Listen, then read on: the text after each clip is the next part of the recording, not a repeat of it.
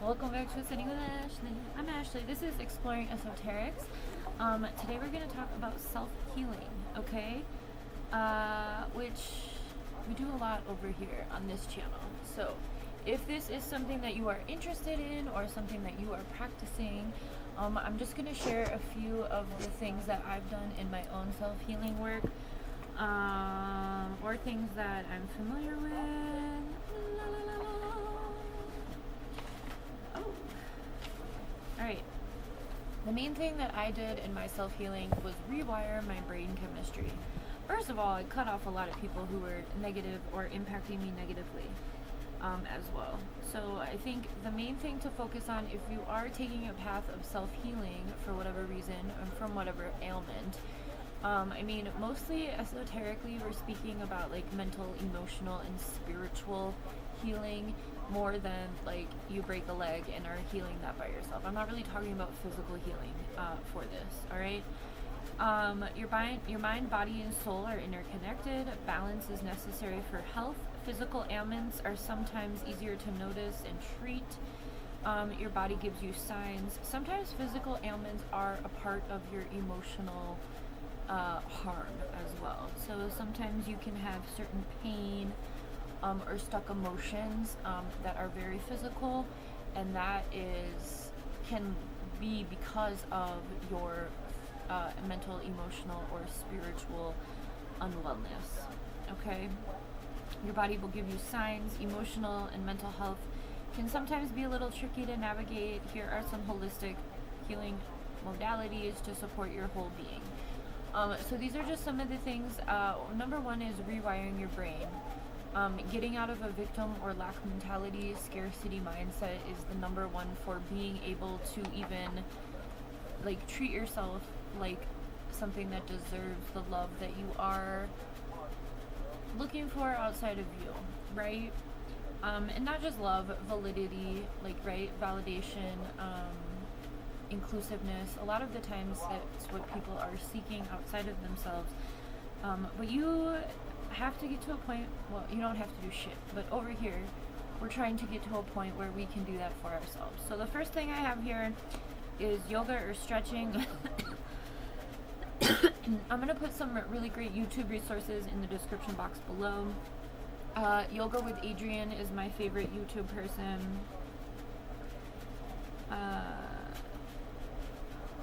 But if she's not your cup of tea, there's plenty of other people who lead in some movement or stretching or yoga on YouTube. Meditation. I have ADHD, so I'm not very good at meditation. But to each their own. It might be something that you want to incorporate in.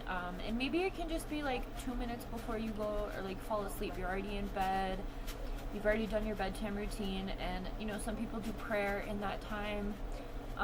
Some people scroll. Maybe just take a couple minutes if you feel so called. Start small. A lot of people, when it comes to meditation, think that they have to be like monk status, or it's not working. That's not true. Meditation is simply a practice to use to, gather all of your pieces back and connect with whatever it is you believe in, including your own self, your own spirit. There are a lot of guided meditations on YouTube as well, and there's also just like some frequency healing music that you can use to allow your brain to calm down, slow down, in your body as well. All right, so grounding is nature-based, so that means to like ground yourself in reality. So go outside barefoot. There's this really good practice that you can do where you are sitting in a chair, and both of your feet are on the ground, barefoot. And it's a visualization practice of grounding where you can visualize this light coming from your body or coming from above you, going through you, going through the bottom of the soles of your feet into the earth, all the way down to the earth's core, wrapping around the earth's core, and then seeing, like, visualizing that light coming back up and into your feet and again outside of your body.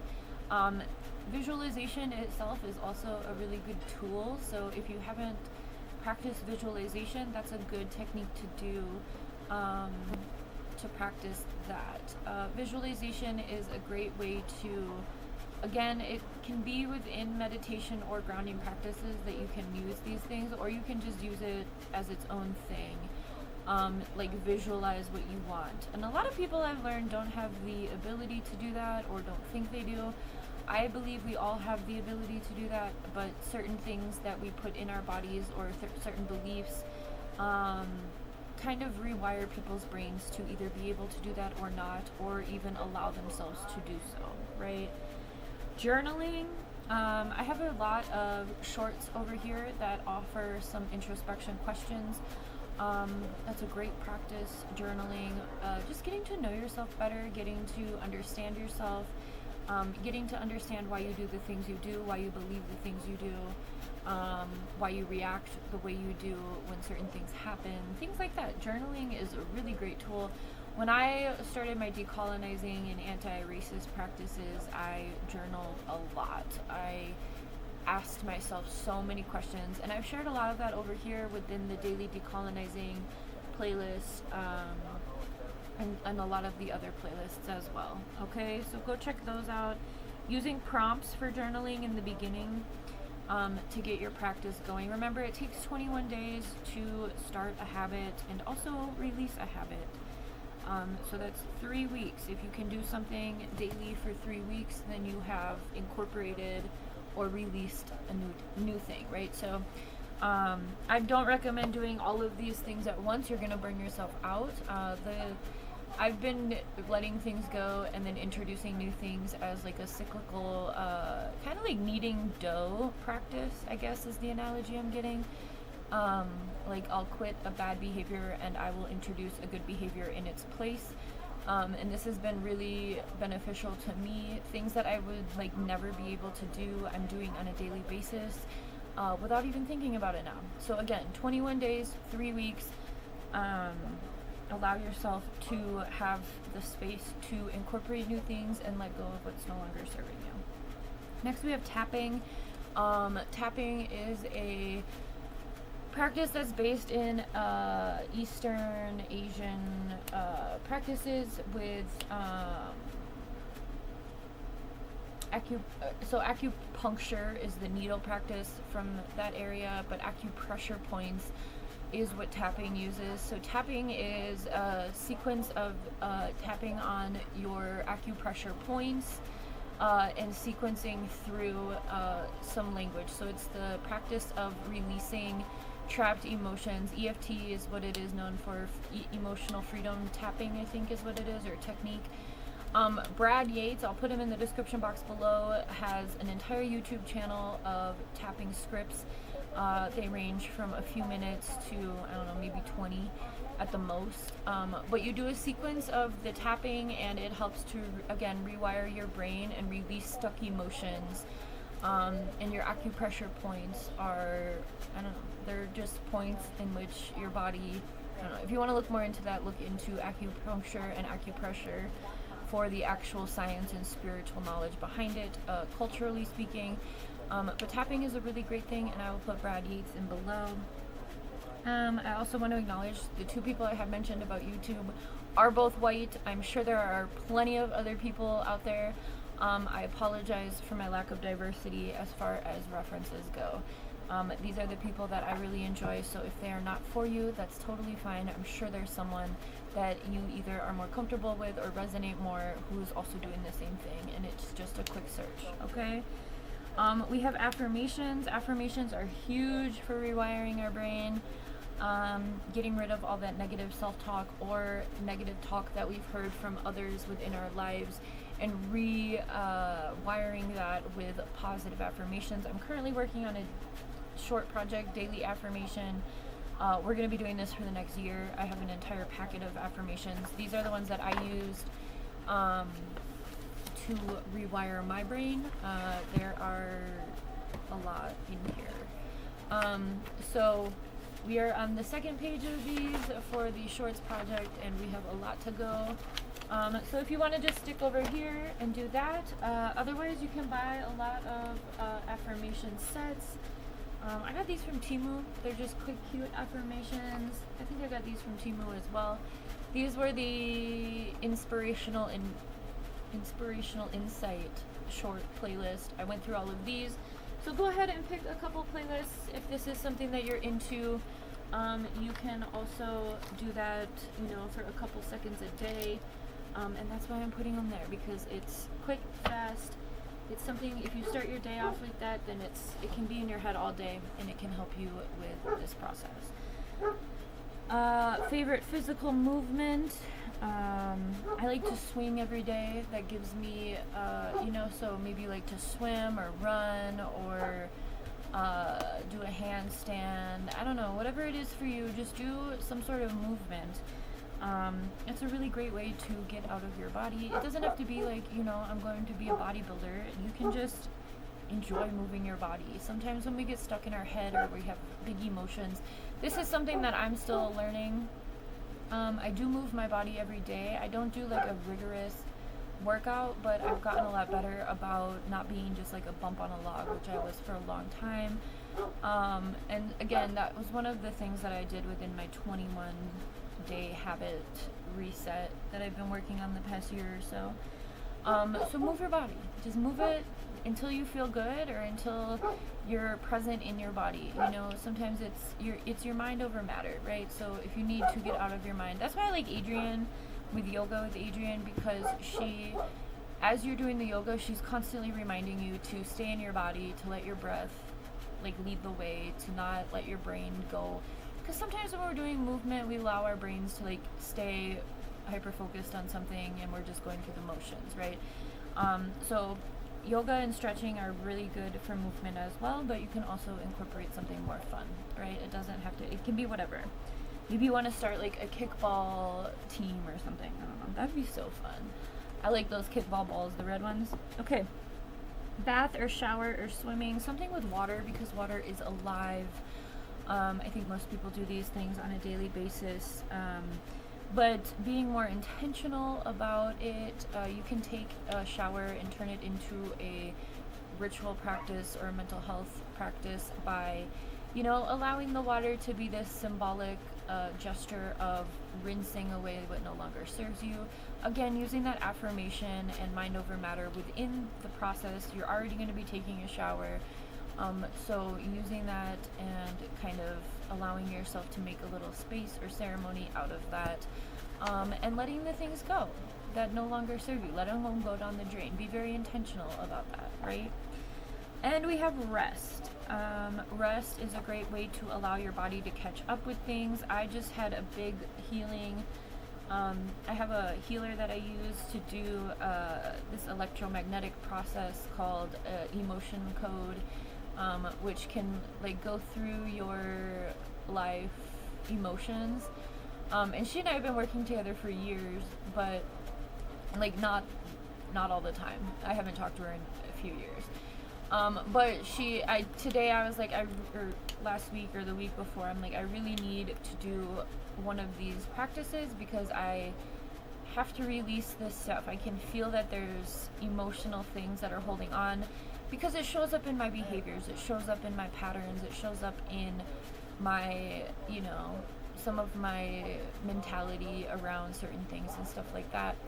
And so I'm like, it's time for one of these sessions. And so anyway, the reason I'm talking about all of that is because I have to rest for the next 4 days to allow my body to catch up to this emotion code and process. We released, and she sent me a picture. It's a magnetic practice where there's like a certain amount of tapping and a magnetic clearing that she does as her body is like an avatar in my energy. It's very cool. I love it. It's helped me a lot. And if you'd like to meet with her, just let me know. I will get you her info. She's in Wisconsin.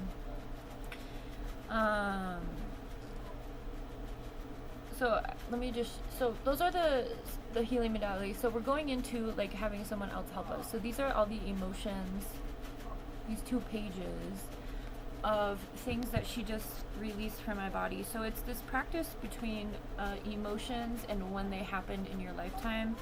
And she and I actually, a couple years ago, we opened up a pathway to my past lives. And she's never had that happen with a client, but because I'm very in tune with my past lives, it has happened for us. And I think the reading we had, it was when I had first moved to Arizona. I was working with her, and I made an Instagram post about this, and she went back over 900 lifetimes of mine, like my soul, and things, and released stuff. So that's because I'm a cycle breaker. I'm releasing stuff from my lineage. So not just my, direct ancestral line, but my entire lineage is what I'm working on. So again, these aren't concepts within self-healing, but this is what is required for me. I have to do all of these things for the next 4 or 5 days to allow my body to catch up to this work. I think one of the most interesting things about this is that she told me not to focus on the age, but because I'm the person who lived the experiences, I like to think about the age and the hope. So we have hopelessness at the age of 33, or helplessness. That's the year I left my marriage. It was a very helpless time for me. Okay, it was the pandemic. I had a baby. We moved like 4 times that year. I inherited stuff from my dad a lot. There were a few things from past life.